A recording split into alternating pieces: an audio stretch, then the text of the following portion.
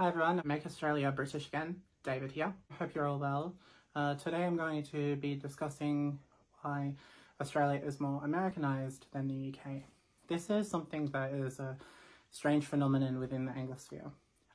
Australia is typically described as the halfway point between Britain and America, according to the author of this book, Matthew Angle.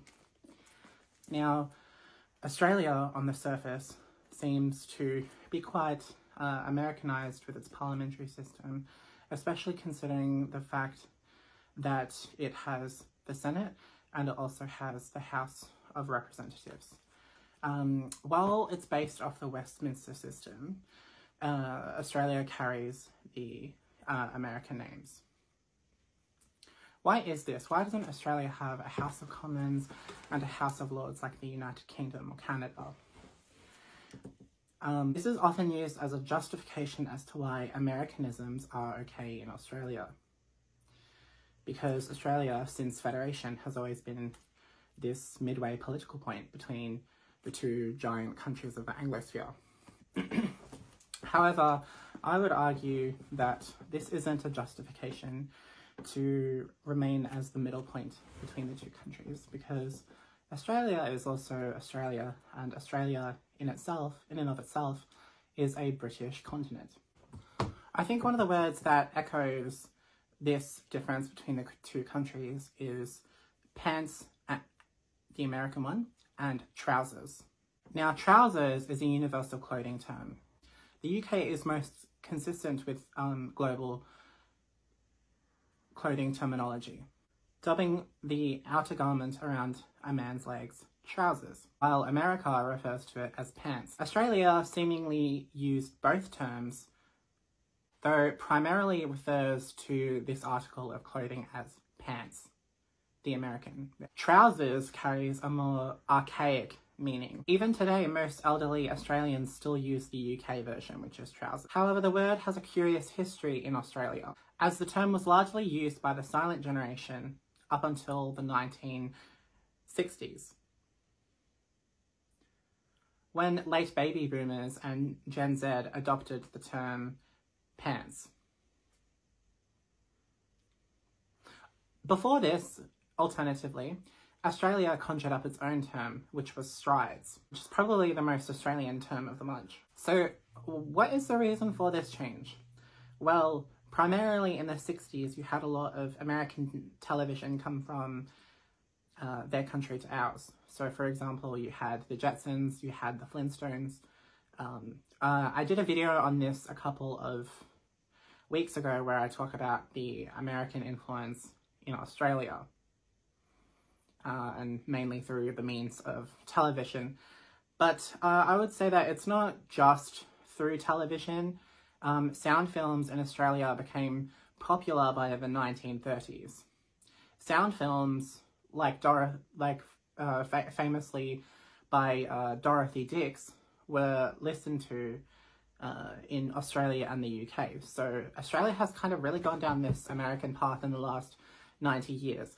But it's strange how Britain is less resistant to those Americanisms, but we are. My father told me that it was possibly due to the fact that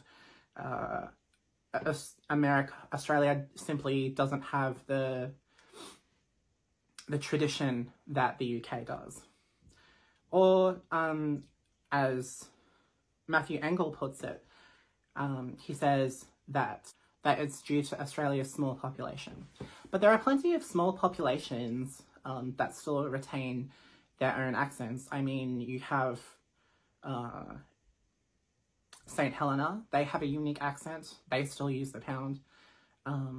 They may be considered a British Dominion, but they're definitely off the mainland and still keep their British culture, unlike Australia to a certain degree. So Father L.F. Murphy of St. Ignatius College in Sydney said this: "We are not a highly educated people.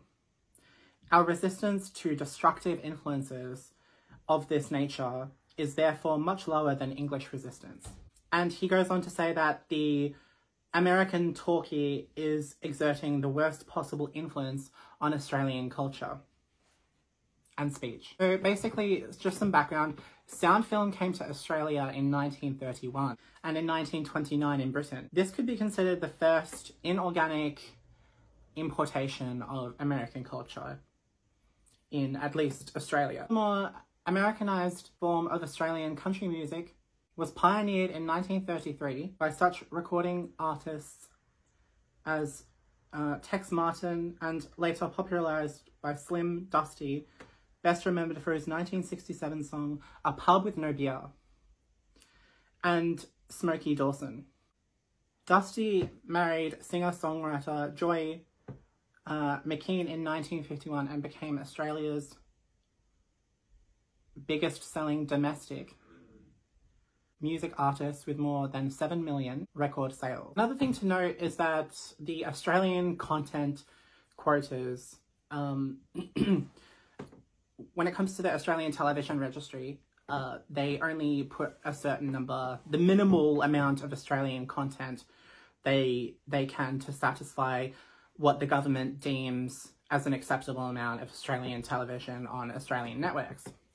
So due to this, a lot of the material that is Aussie made seems to be very rushed and not as organised as the British or American variants. And also some major networks really push for American influence more than others. For example, Channel 10 is a very American one that has borrowed off lots of American television shows. Like audiences of Australia and marketers for Australian content are small. Australian content is expensive to produce. So broadcasters also have more access to cheaper content in other English-speaking countries. They go on to say that the rationale for this provision is that widely accepted television is a powerful medium with the potential to influence public opinion, and that television has a role to play in promoting Australians' cultural identity. I mentioned this in my previous video about decimalised currency in Australia changing from the pound to the dollar, is that you also lost a lot of terms like tuppence, tanner, sixpence, quid, bob. All these words that were used to describe money we don't use anymore.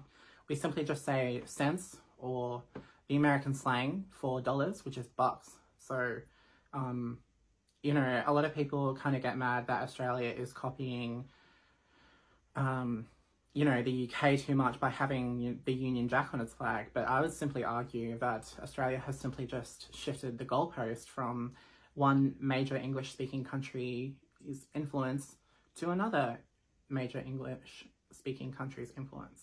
Maybe in the next video I will do some more... Maybe in the next video I will do a glossary of what words are American, what words are British, and what words are Australian, and which ones we use, what's more correct, what I personally think Australians should use. I think that would be a good idea, so let me know in the comments if you'd like to hear that. It's a very dire thing we have at the moment, the Anglosphere.